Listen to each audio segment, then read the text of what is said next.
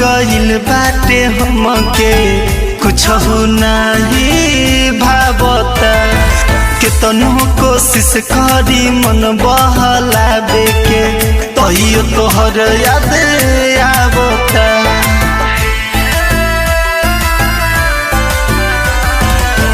न जाने दिल कैसे कलेलु चोरी कहा बाबे राज बता दो ये गोरी तोहरा में बा कोनो जादू मनवा कलेलु काबू कहत मंगिया सजादू मनवा कलेलु काबू कहलेलु काबू हो कलेलु काबू कहलेलु काबू हो कलेलु काबू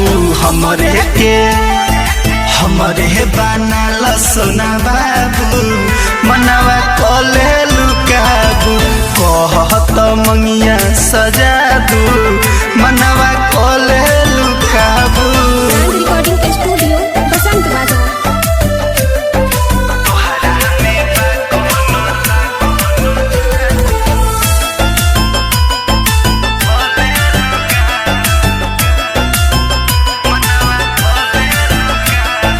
बोला हो बोला तुम हबो तक खोला करब का हमसे प्यार हो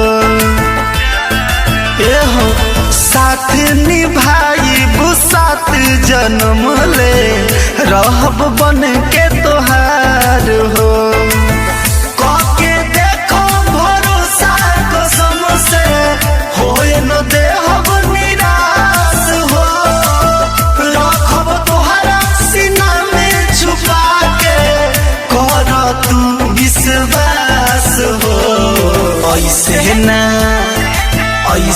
ना हमें तोरा पाबू मनवा कलेलु काबू कहत मंगिया सजादू मनवा कलेलु काबू।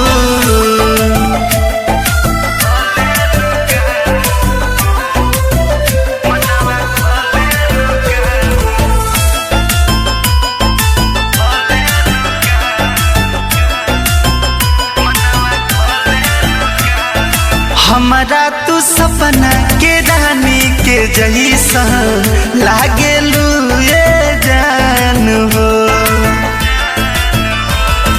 तोहरे ला जियब अब तोहरे ला मोहरब हो जाइब कुर्बान हो नेह के डोरी तू जोड़ी लो हमसे हो जाई तोहरो एहसास हो रही उमर भर शरीरिया गुलाम बनी जबले रही सांस हो कहत दिलीप के बतला दू मनवा कहलेलु काबू बोलत मंगिया सजादू मनवा कहलेलु काबू। ब्रांड रिकॉर्डिंग स्टूडियो बसंत बाजार।